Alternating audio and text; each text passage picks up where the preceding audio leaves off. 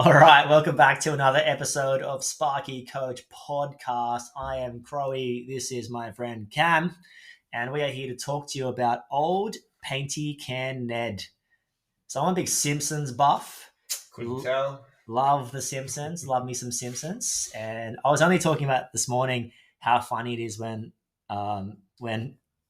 Lionel Hart, someone says to him, your card says no money down. And he says, oh, it should be comma there. It's no money down. It's so good. Anyway, so Bart and Lisa go and live with Ned for a little bit because Homer and Marge aren't quite up to parenting for that stage. Any parents, if you're a parent in the car, just gently nod your head and be like, yeah, some days I'm not quite feeling up to it. Some days I'm not quite performing. And just a shout out to the mums and dads out there doing a fantastic job. If you're holding down a business and a family, you can hold your head up high and be encouraged that we all have bad days, but try and see some humor in it and try and enjoy each other, try and enjoy your partner, try and enjoy your kids and tell them you love them and be nice to people. But yeah, so Bart and Lisa go live with Ned and then they're walking off at the end of the episode and when the family gets reunited back together and Homer's like, give me some dirt on Ned. And Bart goes, he's got a bunch of old paint tins in the garage. And Homer goes, ha, ha, ha, old painty can Ned.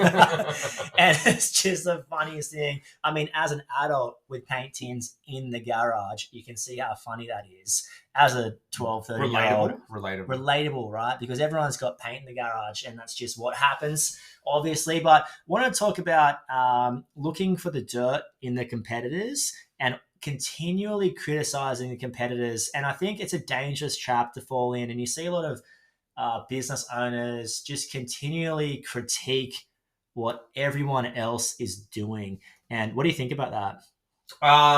I like to run off a little saying some of my mother-in-law actually What's gave a to name? me.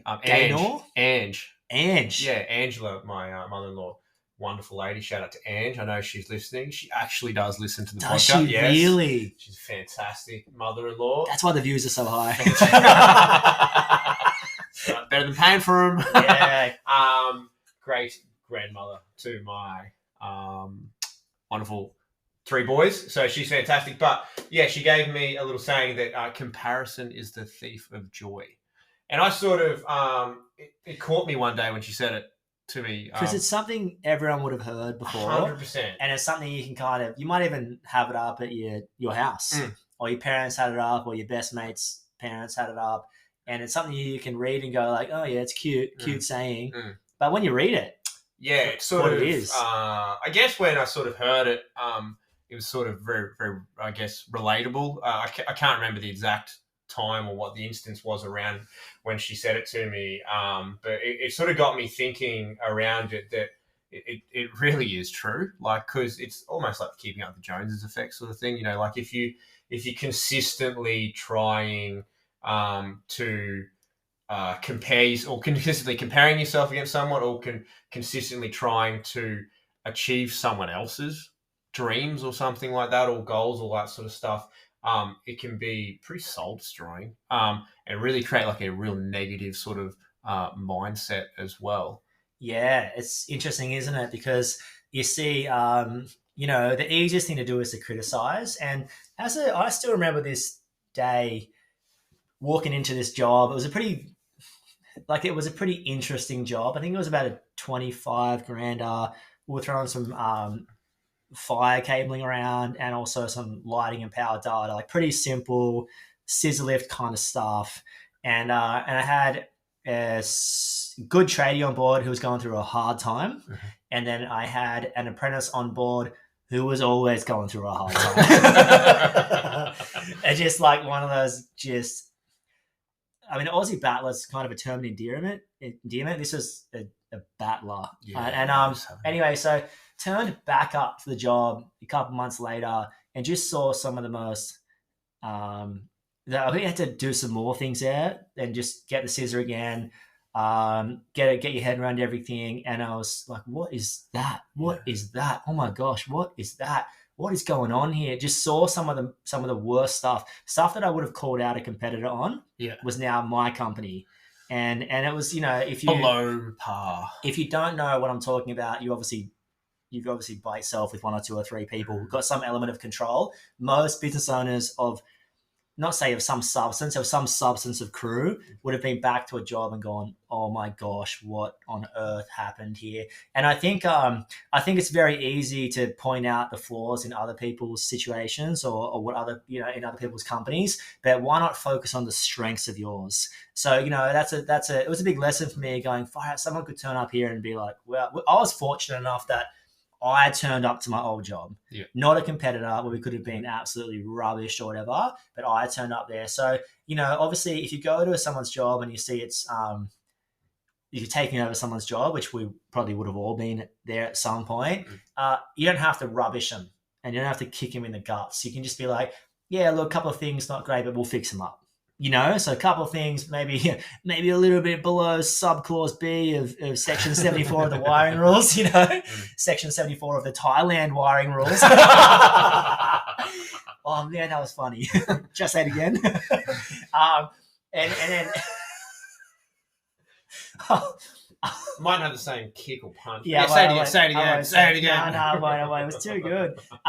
But it was one of those things where is like, what, you don't have to rubbish. You can just do what you do really well and speak about your strengths. Don't speak about other people's weaknesses. It's you can't control what the other person does, because all the other person needs to do is step their game up, hire the right person, and they're cooking, right? All you need to do is grow too quickly and employ the wrong person, and you've been uncooked.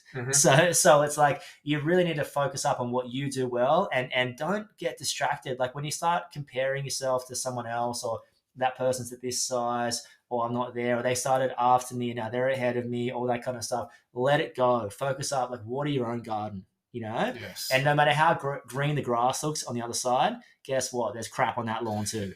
100%. Yeah. I sort of feel like I went through this when I sort of was first starting in business a little bit, that you sort of, you can get caught up in social media, you can get caught up in like hype, I guess, a little bit of people talking about this particular contractor, or I see those vehicles all on the road. There's that guy gets all that sort of work, all sorts of things like that. But a lot of the time there's perspective to it all. So the reason that guy's got 20 vans is because they're a 70-year-old company.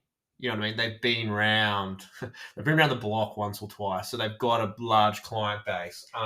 The reason the bloke who started at the same time as you has, 10 builders sort of thing is because once you get to know him sort of thing is, I grew up here in this town, grew up in the area. All the builders are, 5 of them are my best mates who I went to school with and grew up with, and the other 5 are just mates of them. So that's how I sort of got it, sort of thing. So I think a lot of the time, I guess the comparison needs to be set with the perspective of what reality is. And often there's a backstory, or there's rhyme to the reason of why the perception of them is what you're sort of thinking.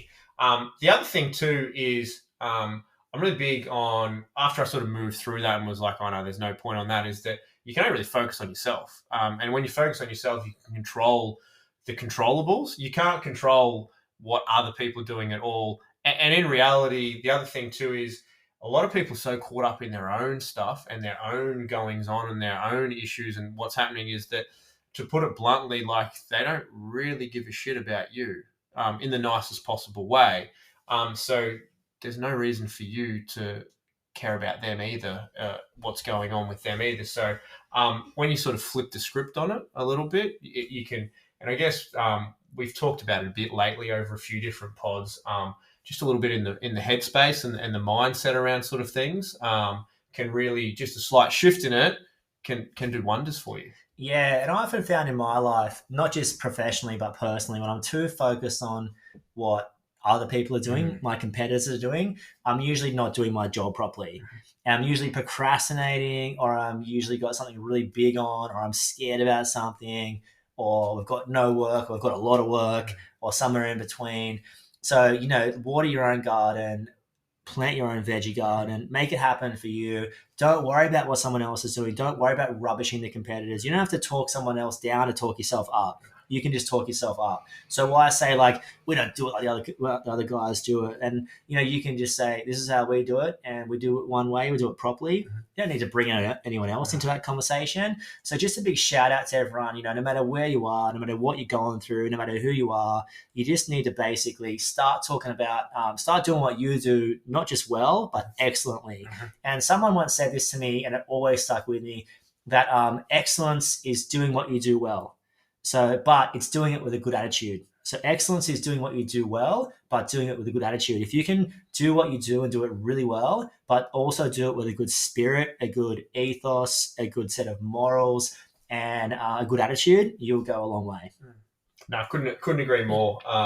Really big on just focusing on the controllables that you can control. So focus on the things that you can improve on, focus on the things that you can get out, respond to that email, respond to that quote, keep that particular client happy. And if you focus on all of those things and do those things excellently, which is just really well, you will continue to evolve and develop yourself as a person and also as a business. So you got anything else to add to that, or no? It's up to the wrap up, the outro, Lord. Beautiful. Well, so probably a little quick summary on it all is focus on yourself and don't worry about anyone else. Love it. Look after yourself because no one else will. That's it. Too easy. Thank you. See you guys.